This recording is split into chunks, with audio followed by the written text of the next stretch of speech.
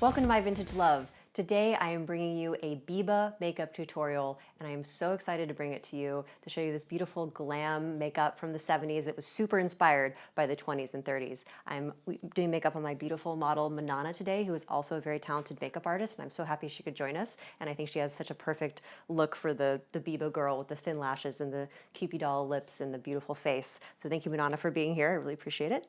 And if you don't know about Biba, Biba was a company that was started in 1963 by a designer named Barbara Hulanicki. And she started as a mail order business in 1963. It quickly grew into a small storefront and then a bigger store and a bigger store until gradually it opened into a department store on London Kensington High Street in 1973. It was 7 stories tall. It was called Big Biba, and it was just this explosion of 70s glam meets a throwback to the Art Deco period. It was dark colors, blacks and golds inside. There's lots of pictures online. I really highly recommend you check it out because it's just a visual feast for the eyes, and we don't really have anything like that nowadays.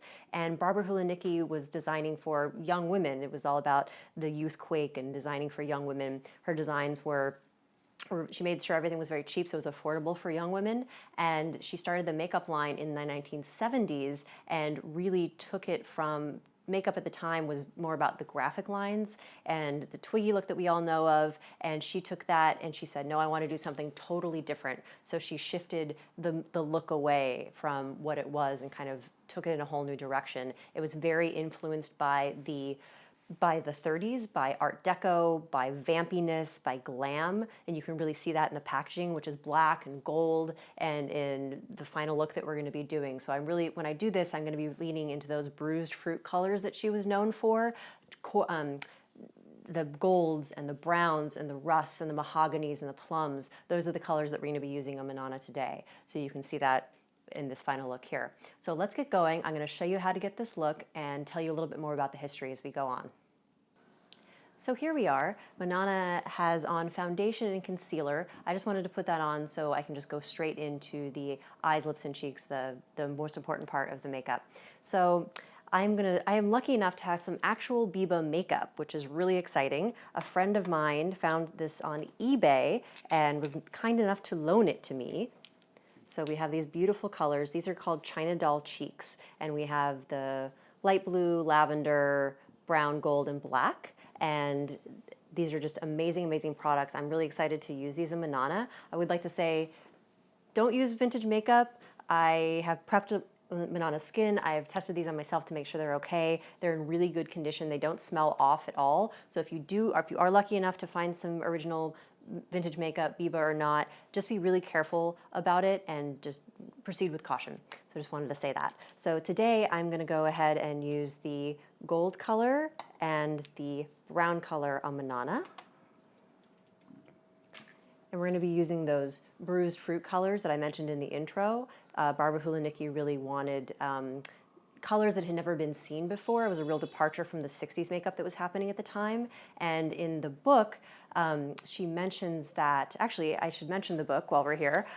This is a book called The Biba Years, and this was written in partnership with Barbara Hulanicki. So there's lots of interviews with her and her telling the story of Biba directly. So it's probably the best resource if you want to find out more about Biba and their journey and see great, great pictures of the department store and every aspect of the business. But the makeup line started in 1970, and it's something she wanted to do for a long time. And at the time, the 60s graphic liner was very, very fashionable and very in style, and lipsticks were light pinks and whites and things like that. And when she went to the factory to tell them what she wanted, she said, I want brown lipsticks and blue lipsticks and green lipsticks and blacks and all these bruised fruit colors. And the men who ran the factory were like, nah, you don't want that. That's not going to sell. We're going to bring in the girls from the laboratory to back us up. And the girls from the laboratory said, no, that's a great idea. This is exactly what we want. And they made them for Biba, and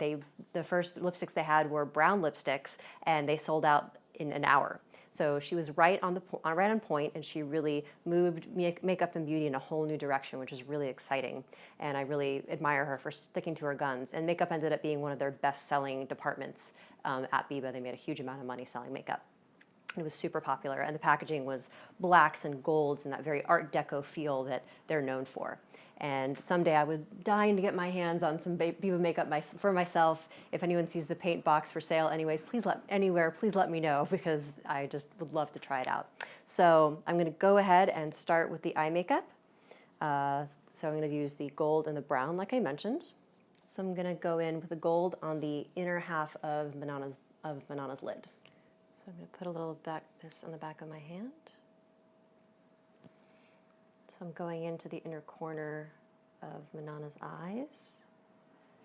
It's really fun to play with this because the texture is so creamy and smooth, and it is pigmented, but it also shears out really easily and nicely.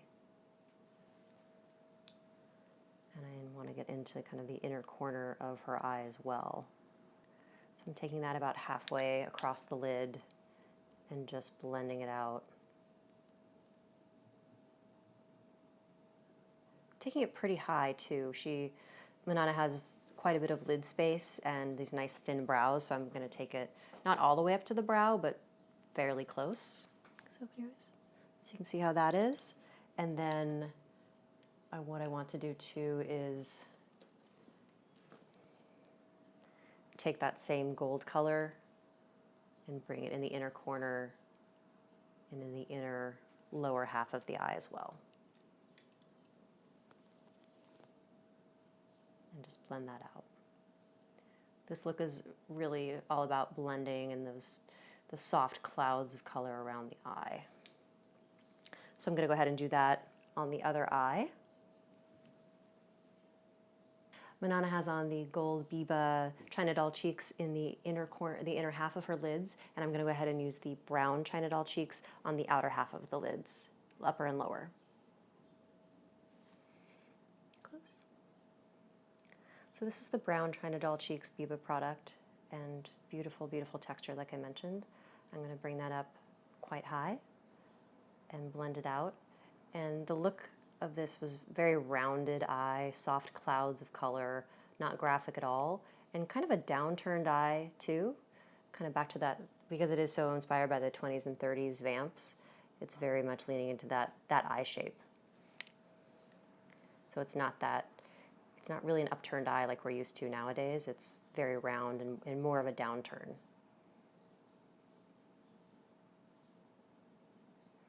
And I'm really just kind of going to lean into that, blend it down. So for people with downturned eyes like myself, it's a great look. It's an easier look. And I'm going to take that brown and put it on the lower outer lid as well and connect those two. And don't be afraid. I think there's really no rules in Biba's makeup. It was really about playing and having fun and just seeing what you could do, and I think that's an important thing to remember when you're doing this look. Look up for me. So Manana has on the China Doll cheeks in gold and brown, and you can see we've started creating the shape of the eye, and it's that soft clouds of color. It's a downturn shaped, and now I'm going to go in with the Pat McGrath Labs Bronze Ambition eyeshadow palette, which is these beautiful colors, rusts and browns and golds and coppers and those kind of things, which will be great with this look. And if you really want to see a good example of the difference between the 60s graphic look and the 70s Biba look, take a look at pictures of Twiggy from the 60s versus pictures of Twiggy from the 70s. It's particularly in Biba pictures. She was actually a model for them because she was still very popular at the time. And the difference in her look is kind of mind-blowing, just how different she looks in the two different things, because it is such a different makeup look. And she was, of course, wearing hats and had her hair was long in some of the shots too. So it's kind of like, wow. Whoa, who's that? So it's pretty wild. So I'm going to use this gold color for the inner half of her lids, and then this color for the outer half of her lids, so we can really lean into those beautiful colors that we've already used. So I'm just going over that gold color, the China Doll Cheeks gold color, with this gold eyeshadow from the Pat McGrath palette to kind of amp up the color payoff.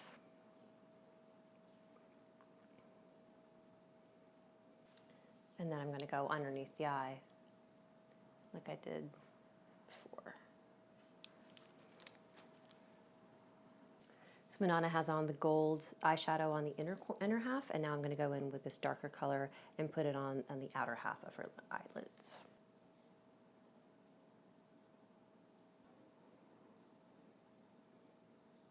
I'm just following the rough shape of what I did before with the cream Biba product.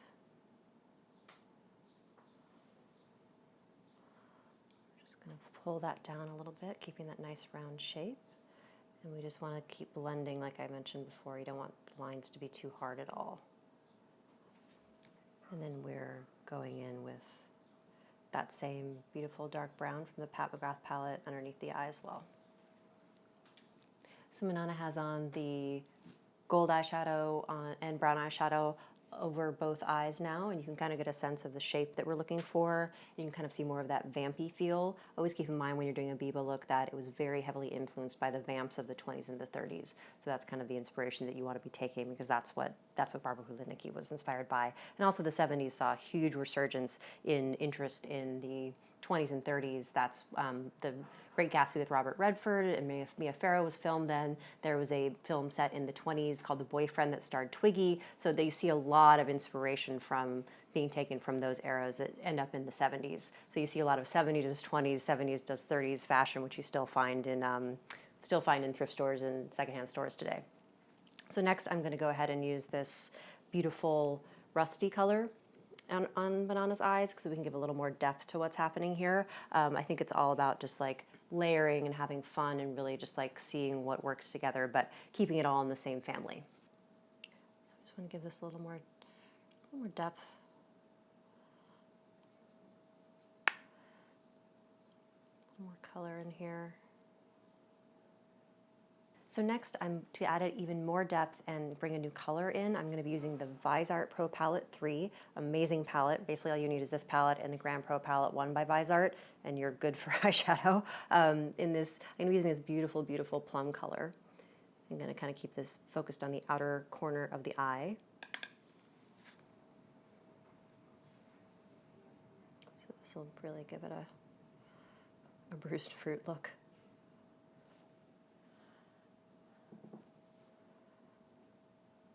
This is definitely a much different look than I usually do on myself. Right now I'm wearing some kind of a gentler, softer version of it, but it's really fun to just try something different on yourself too. So if you are more of a 30s, 40s girl like myself, it's fun to step out and try something a little bit different and see what it looks like on yourself. You don't always have to do the same thing, and it's just makeup. So if you decide that it's not for you and you don't like it, you can not wear it. Definitely.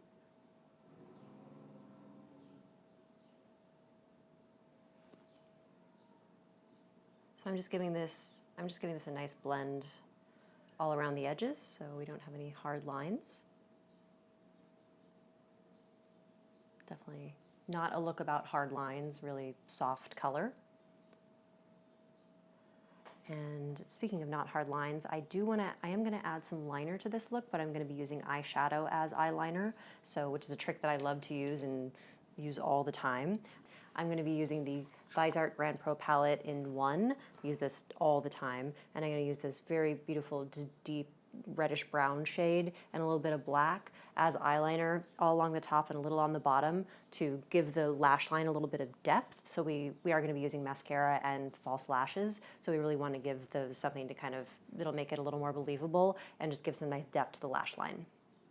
This is one of those tricks I use all the time. I used it on my Edwardian tutorial too, because it's just, if you do it in a subtle way, it's a great way to make your lashes look thicker naturally. So just going in right at the lash line and just not making a hard line at all, just kind of flicking it on there and bringing it up just a little bit so we have that nice soft line. And bringing a little bit on the bottom to enhance the vampiness. And do the other side.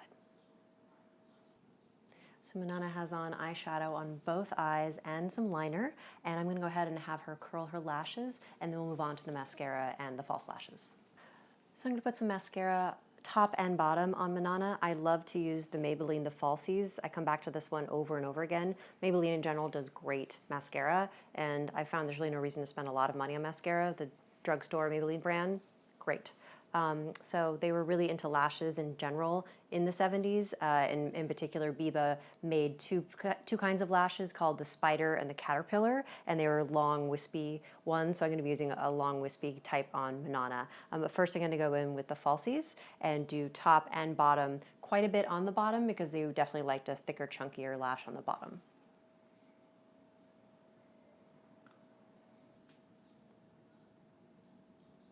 Really trying to hit those bottom lashes as much as possible. If you get a little mascara on the skin, that's fine. Just whisk it away with a Q-tip. So Manana has her mascara on top and bottom, and I'm going to go ahead and use the 105 lashes by Ardell, which are nice and long and a little bit spindly, which is kind of the lash look that the caterpillars and the spider lashes had.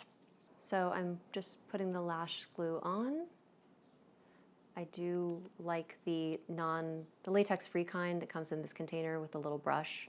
It makes applying glue a bit easier, I find.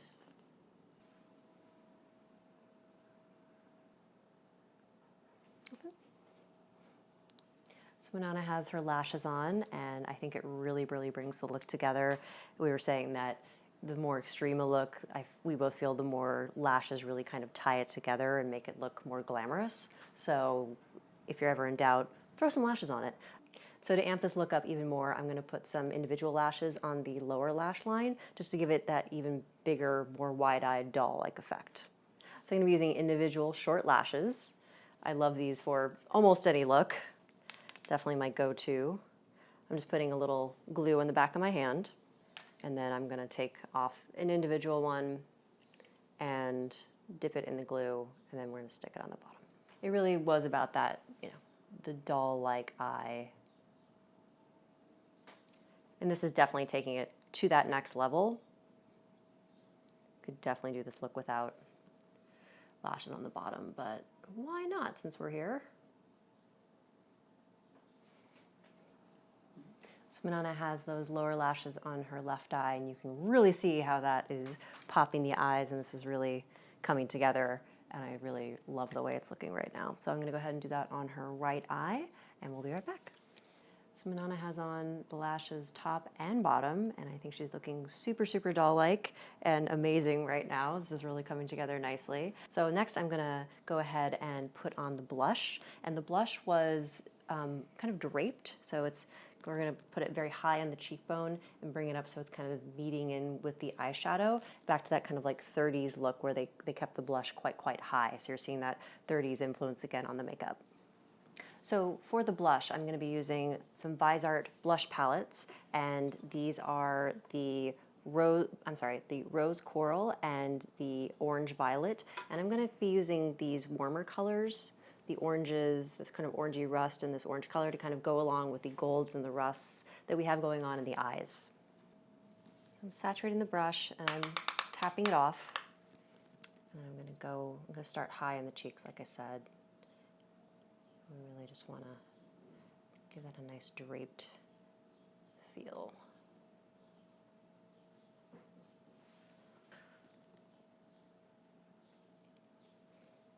And we're just going to paint it on. I'm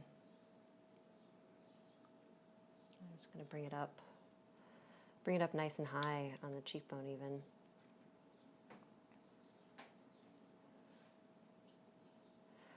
One of the stories that I read about the looks that they would have the Biba girls do in store was they would have an entire look in one color.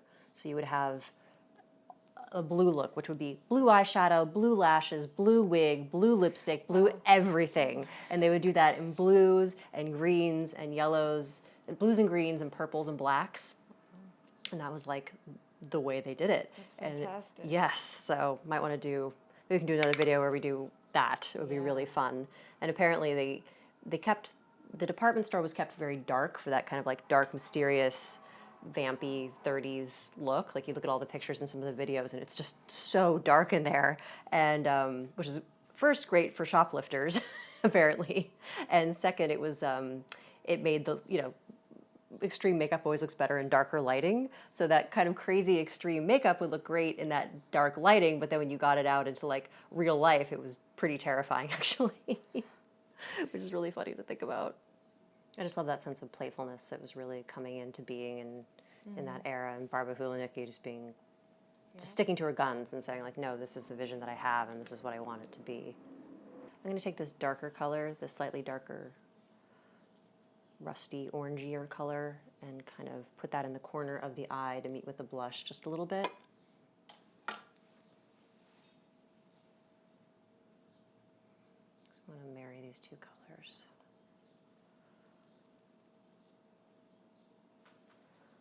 Like I said before, this is just such a fun look, just to really, more that way for me, just have fun with, like just paint, grab all your crazy colors and go to town and have fun.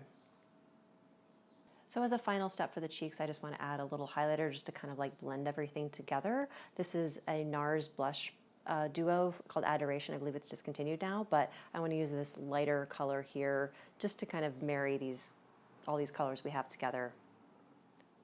Just going in there like that.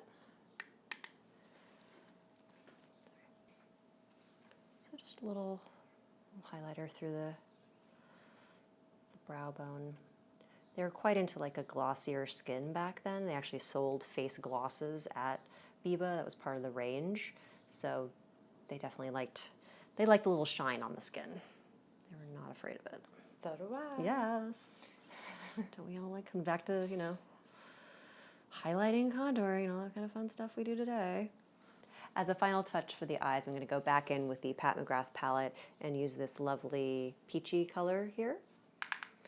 So I'm just putting a little bit of that in the corners just so we can have a little more oomph, and it'll kind of marry the peachiness of the blush to the eyes. So the eyebrows in this era were kind of an afterthought to a certain extent. Because it was very 30s reminiscent, the eyebrows tended to get plucked a lot and very hardcore. So don't concentrate too much. Yeah. Manana has perfect eyebrows for this, basically. So she bleaches hers and they're nice and plucked and it's basically perfection. I'm going to go in with just the tiniest bit of brow pencil, but honestly, we could just leave them the way they are. So if you have a thick, heavy brow, you can of course still do this look, but just so you know, brows back then, total afterthought, mostly overplucked. Don't worry too much about them. I'm just taking a Paris Berlin brow pencil in taupe, and I'm just going to kind of go over basically what she already has, just to give a little more to the arch here. And then give her a little bit, just so we can see a little bit of a brow. 70s does 30s makeup. They really liked the 30s high arch overplucked brow.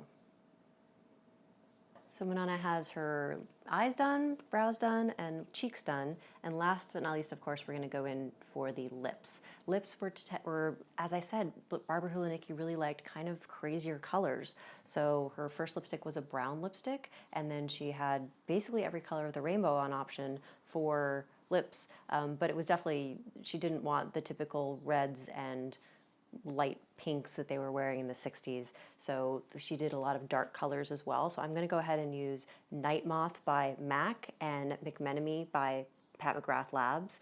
Beautiful, rich, dark color. You'll see it when I put it on. And again, back to that 20s, 30s kind of bee-stung kind of mouth that, you know, the Cupid's bow is quite high.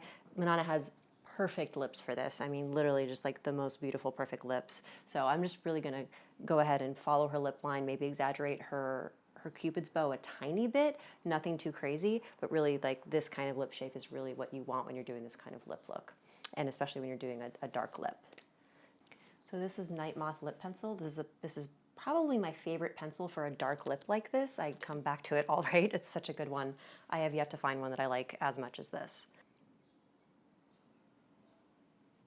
And I think I've said this in almost every video I've done so far, but lip lines are something that, especially if you're doing them on someone else and it's a dark color or a bright color, give yourself time to do it on yourself as well, because it's one of the more challenging things to do in makeup, I would say. So don't feel the need to rush through it. Give yourself a little time.